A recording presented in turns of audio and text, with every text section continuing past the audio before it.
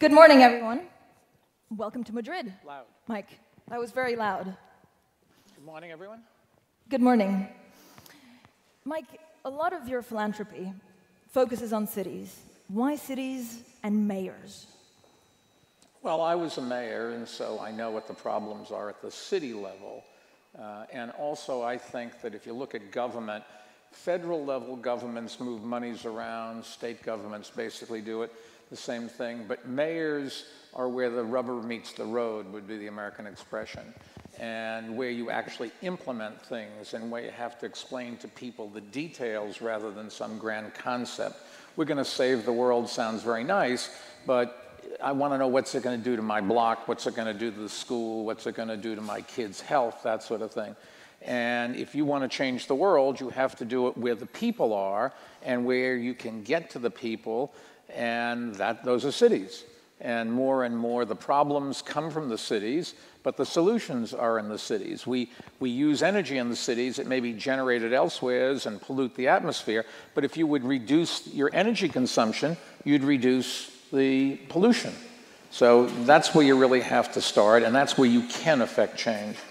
You have, of course, a lot of incentives, and one of them is a contest called the Mayor's Challenge, which Barcelona won the European edition. What exactly is the goal of the contest? Well, one of the things my foundation works on is cities and how to make them more efficient and how to help city governments, particularly mayors, deliver services, what works, what's transferable from other places. And one of the ways we have found to do that is we have competitions. One was through all of the United States, another through all of Europe, another was through all of Latin America. We're working on the next one, where cities can make a presentation, try to compete for a prize. I think there was something like 300 cities in Europe that started out in the competition. It gets whittled down to 20, and then gets whittled down to a winner and four runners-up. But the idea is you've got to come up with an idea that is implementable. Not something that's a grand scheme for way down the road, but something you can do right now. And it also has to be transferable to other cities, so we want to have leverage. And Barcelona won with a concept where they had a system that was uniting elderly people to services for the elderly. We have all these services, the elderly needs them, but there's no connection. They had an idea, and when we whittled down from 300 to 20 and then to the winners, the 20 had to come to New York, and we competed and we helped each other.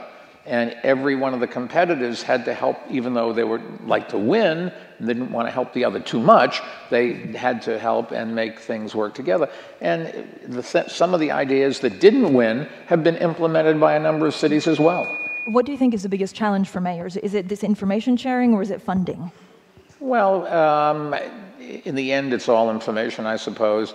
One of the things we did is we had a prize of, I think it was £5 million that went to Barcelona for winning so they could implement something, and £1 million to each of the runner-up cities. But a lot of these cities, even if they didn't win, as I said, tried to implement and did implement some of these things, and they went out and they raised money locally. There are lots of people who will help you if you can show them, look, this makes sense, we can do it, here's how it's going to work. Okay, I believe that, and then I'll help. If it sounds like what we would call pie in the sky, there's a lot less funding for those kinds of projects, because we all know you'll give the money and you'll never see results. You co-wrote a book recently on climate change with environmentalist Carl Pope called Climate of Hope: How Cities, Businesses, and Citizens Can Save the Planet. Is it up to mayors, businesses, or governments? Well, the people are in cities, the mayors are the government of those cities, so I think it's a city issue. Federal governments, at least in the United States, have done basically nothing. Obama did a little bit, and I don't know what our current president is going to wind up doing. But the bottom line is that it was cities, like in New York City, we had a program where banks gave loans to 2,500 buildings that did half of all the pollution in the city to convert to natural gas from number 6 fuel oil, which is a very bad fuel, and dramatically reduced the greenhouse gases in New York City. It was to the landlord's benefit because after the 2-year payback period, they had better air to breathe, but also the efficiencies of their building let them make more money. We also, in cities, it's individuals. You paint your roof white, you reflect off a lot of heat, and your cost of cooling goes down dramatically.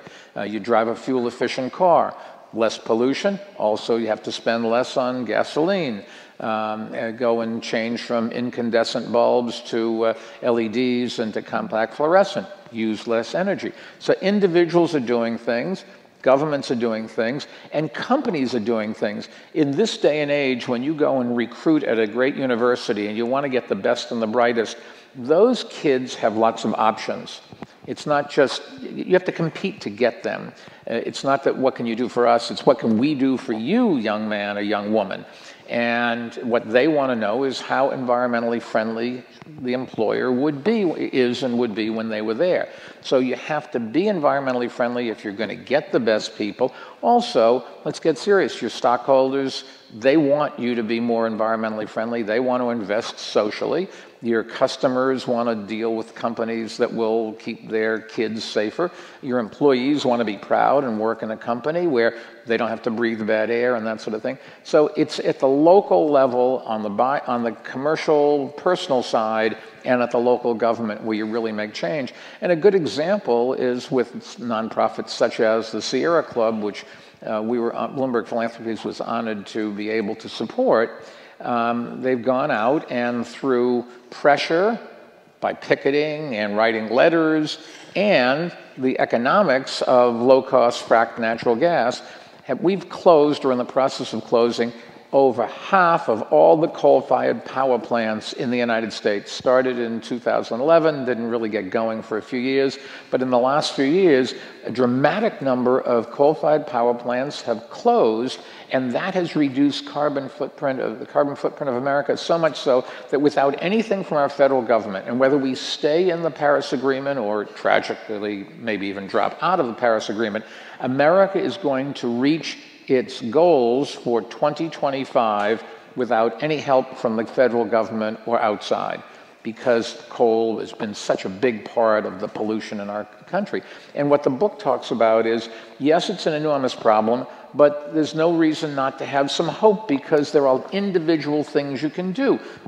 Some of the things Norman showed on the screen, different ways to grow crops. One of the things, a big polluter in the world, cows. Their stomachs generate an enormous amount of methane. People are trying to breed cows that won't do that. You shouldn't give up. We should just address it as a problem, find ways to solve that problem, and that will be one piece of the puzzle. And whether in New York we had bus rapid transit, for example, lots of those kinds of programs. And if you do it, you can make progress. Look, there are three problems the world has that really are cataclysmic if we don't solve it. One is climate change, because you could destroy every living thing on the planet. One is nuclear war, because you could kill most of the people on the planet. And the third is the destruction of jobs with technology, which could destabilize all parts of the planet. And we have to go and work on those three problems. But they're solvable if we pull together, and not everybody's going to cooperate. Not everything we do is going to go in the right direction. But on balance, you can make progress. And one only has to hope and pray that we aren't already beyond a tipping point, for example, with climate change. What was the biggest problem that you tried to fix as mayor of New York? In what? I couldn't hear. As the biggest problem, the biggest challenge you had as mayor of New York? The biggest problem, I guess, is to explain to people why it is in their interest to change. Everybody is comfortable with what they have, even if they're not happy, that every change looks like it. The problems that people can point out are things that they don't want to face. And in government, people want answers to questions before you know the answer, but also before they will fund something. Innovation is going into something where you don't really know the answers to most of those problems. You just have instinct it's going to work. And you have that belief in your heart, and you're going to plow through and make it work. Well, I can't tell you what it's going to do, what it's going to be made of, what color, who's going to buy it, any of those things. And with public funds, you have to have that. That's where public-private partnerships come in, because the private sector can take risks and do things that the public sector cannot, and maybe even should not. But the example I've always used is, can you imagine the people that painted the old masters looking at Impressionist paintings and saying, that's art? Huh? I mean, but someplace along the line, somebody was willing to take a risk and give a different kind of artist who's producing a different kind of art a chance. And that's what we have to do. And so getting people to do that. When we wanted to, for example, stop smoking or reduce smoking, one of the ways to do it was to we raise taxes. That hurts. That makes children and young adults not smoke less because they don't have disposable income.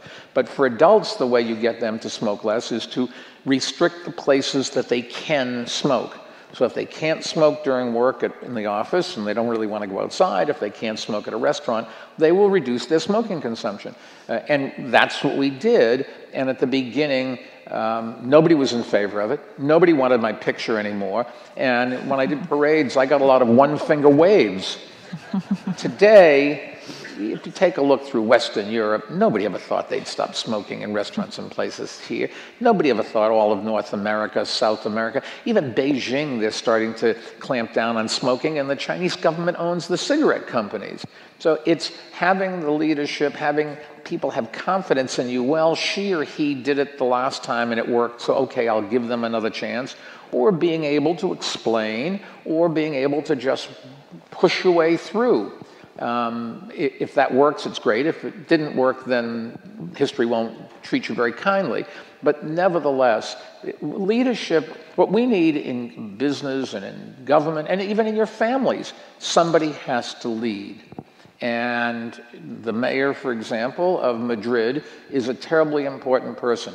Whatever powers she have, it's the power of the bully pulpit that really matters. People have to believe that she has their interests at heart and that she has enough wisdom, or people who she consulted with who will tell her what's right, because none of us can understand the science and none of us know what it's going to turn out like, and sometimes in the past new things didn't work. But okay, I'm going to give her the benefit of the doubt and let her lead.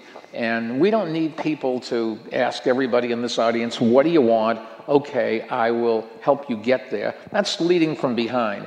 We need a leader who's going to say to this audience, look, and maybe it's Norman Foster, certainly for a lot of things it is, this is where we're going to go, and I'm going to explain to you why we're going to go there.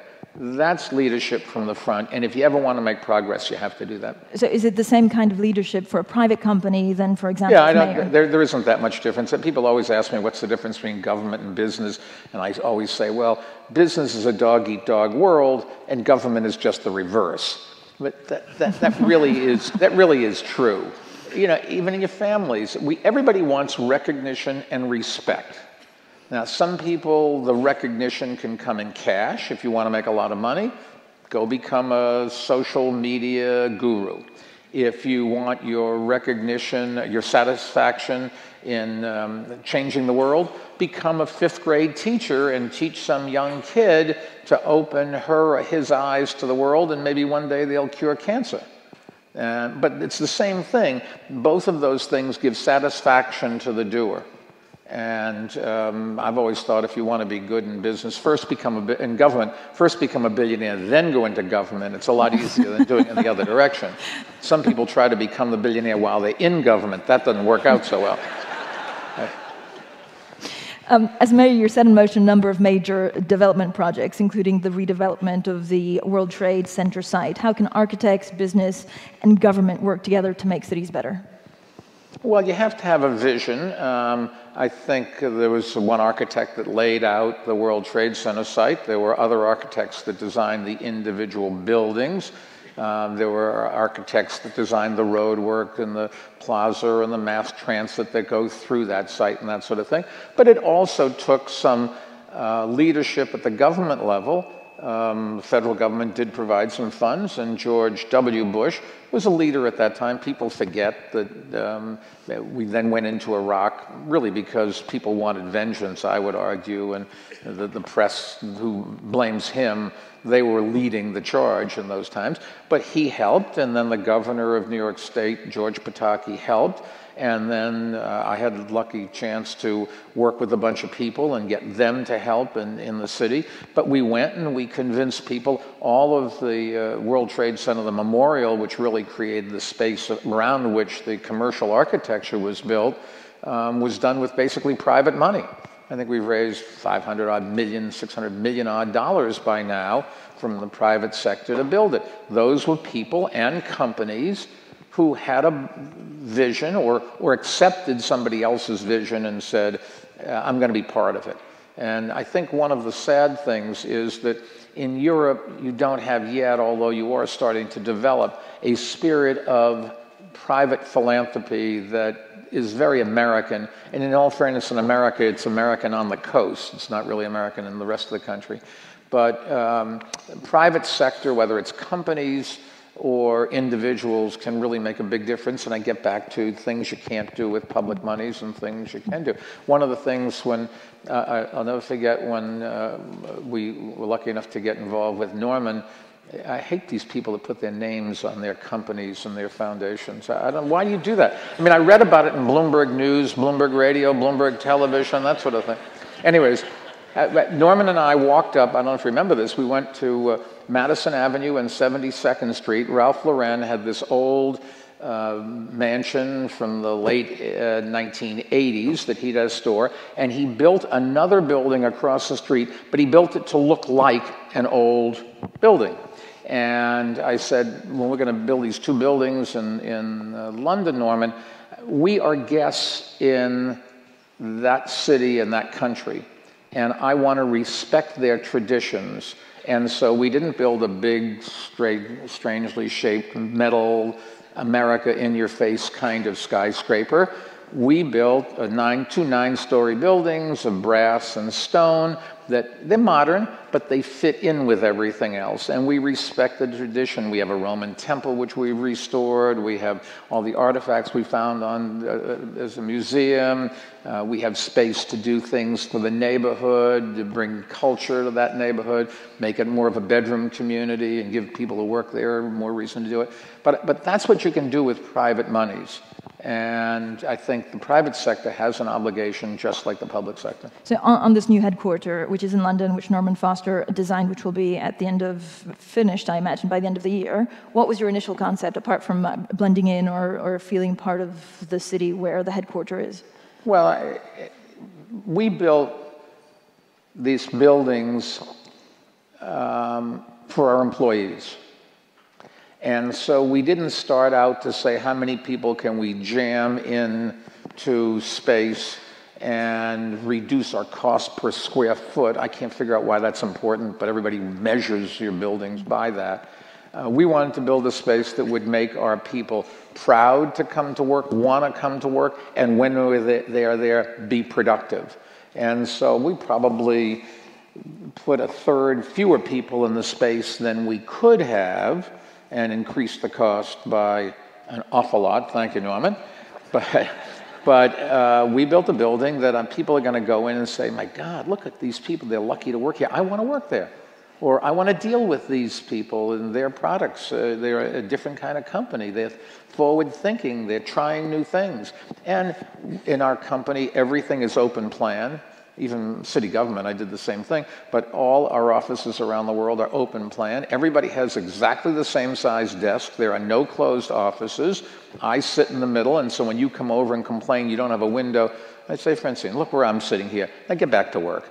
Let's stop that. We don't have titles. I've never understood companies that have titles. It's an old line thing. But why should I, every day, if I give you a title, you think you're better than you were before, and you're going to want to raise or go out and look for a new job. And if I don't give you a title, you're annoyed, and now you're going to go out and look for a new job. Why? Because I called you a second vice president? What was the point of that? And so I think people do a lot of things where they don't think about the effect of it. And the other thing that we've tried to do, people structure their organizations for ease of management. So all of the heads are here and they point out to the customers in different directions. What we should be doing is pointing towards the customer with all of our lines and make it more difficult, even if it does make it more difficult for us to manage. And giving the customer that one point of contact, that one ability to look at all of your services and see how they fit together really makes a big difference. Mike, thank you so much. Thank you. Thank you.